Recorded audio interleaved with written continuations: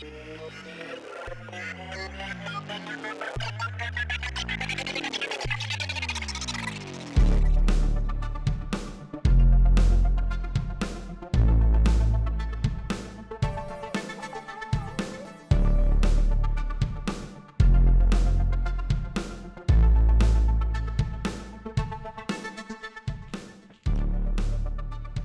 everyone, welcome back to the channel.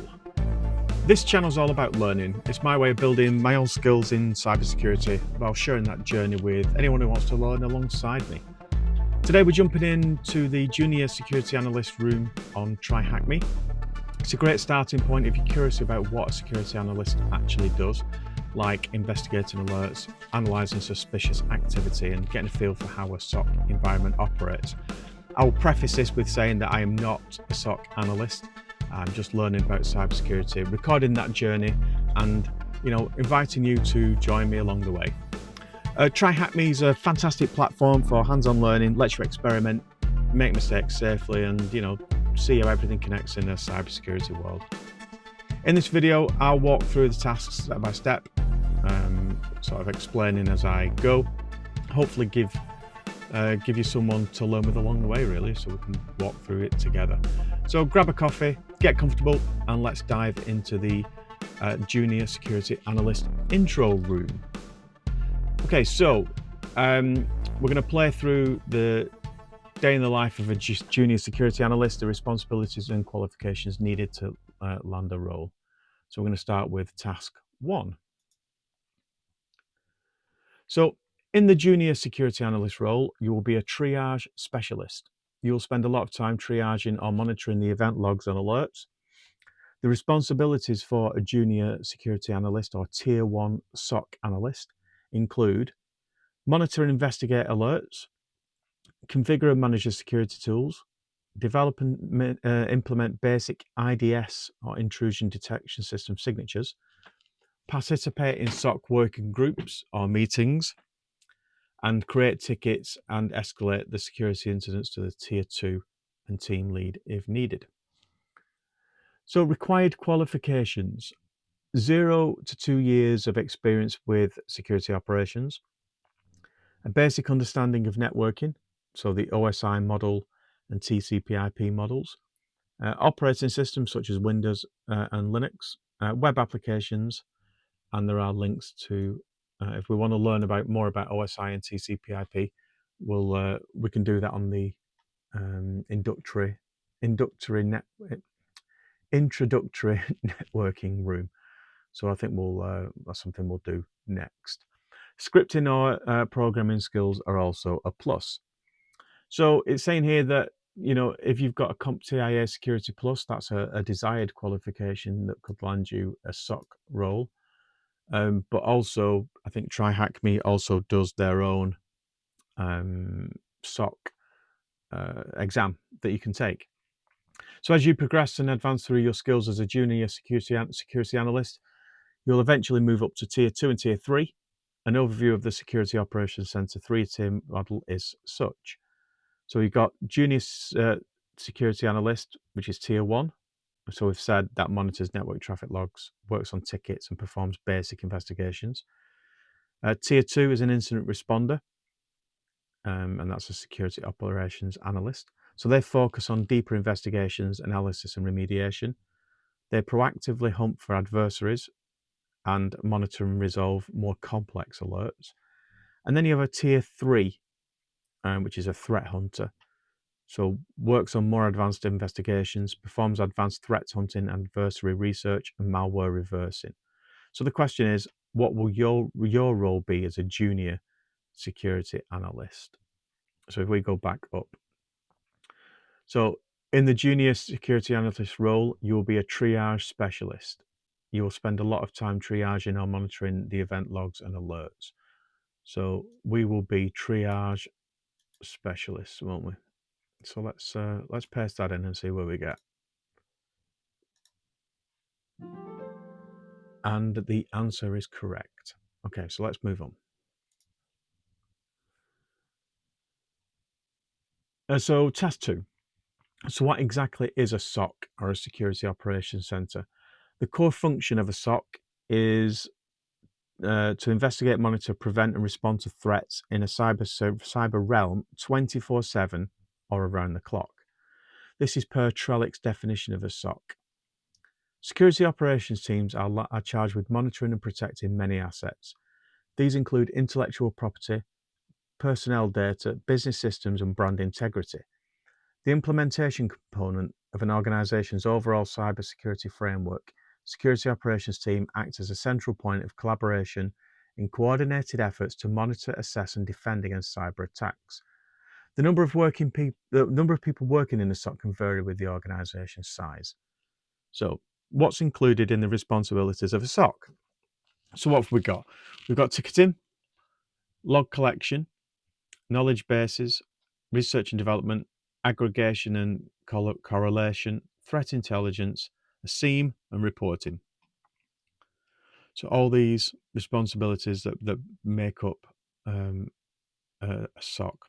So I think the first one, ticketing, is what this junior role would be.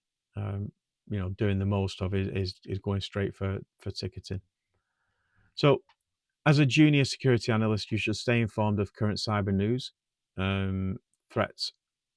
Twitter and Feedly can be great resources. It's crucial to detect and hunt threats, work on a security roadmap to protect the organization, and be ready for a worst case scenario.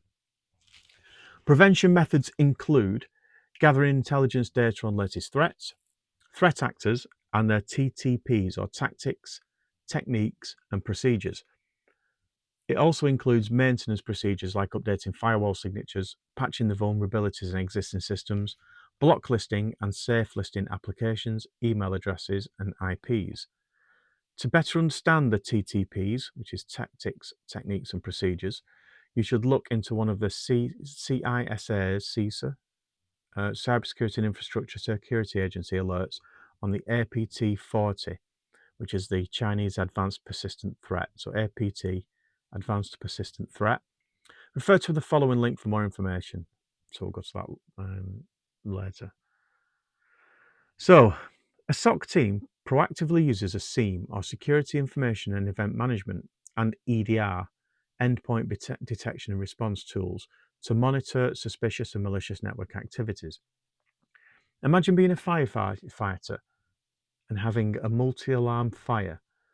1 alarm fires, 2 alarm fires, 3 alarm fires. The categories classify the seriousness of the fire, which is a threat in our case. As a security analyst, you will learn how to prioritize those alerts based on their level: low, medium, high, and critical.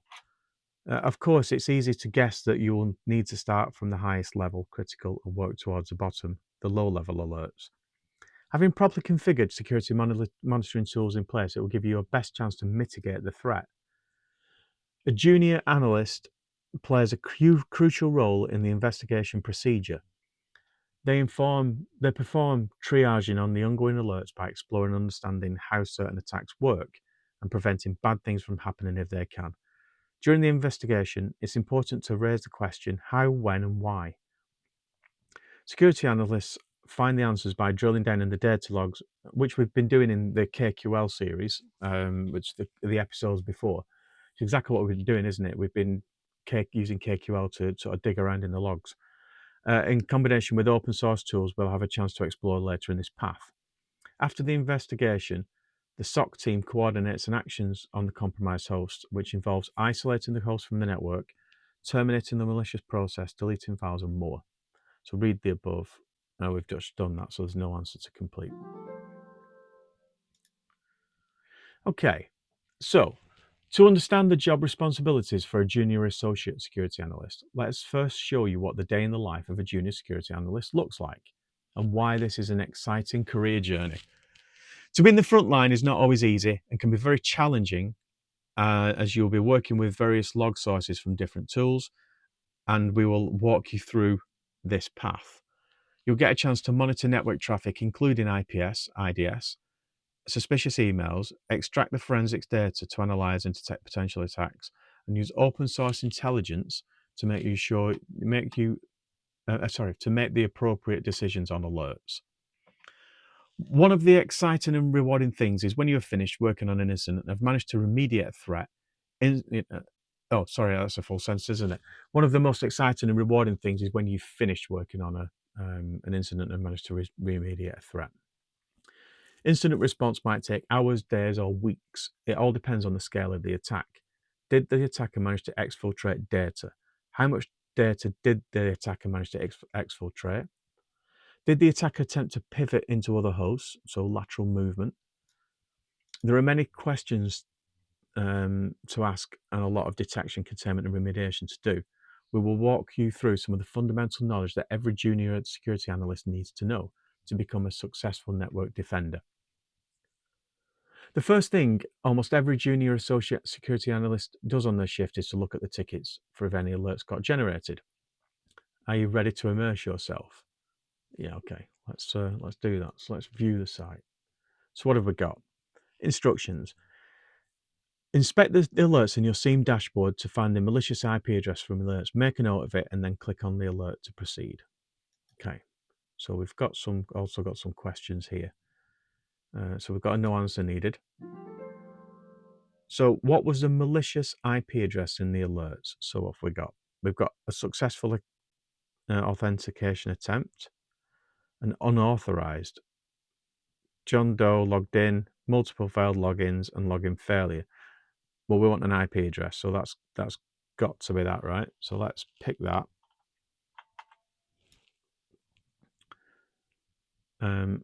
Can we paste that in there?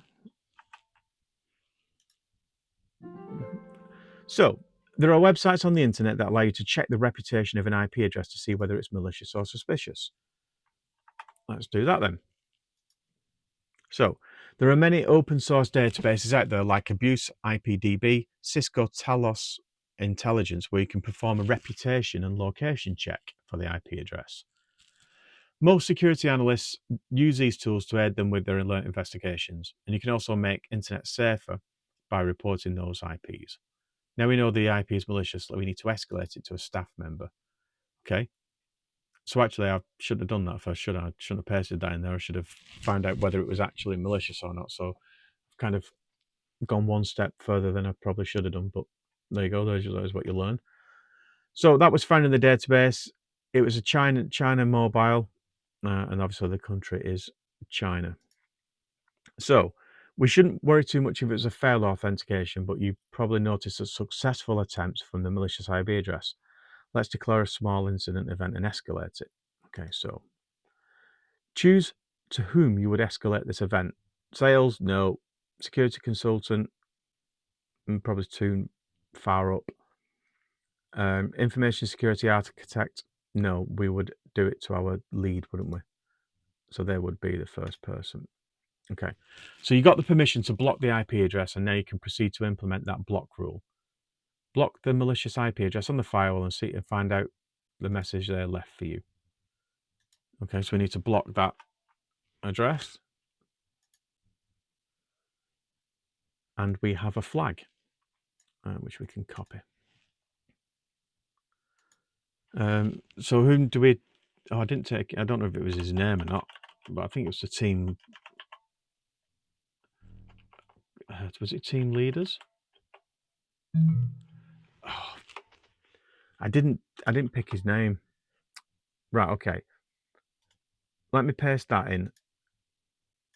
That flag, because I'm assuming that I can't go back. So I need the IP address. Next. It was Will Griffin.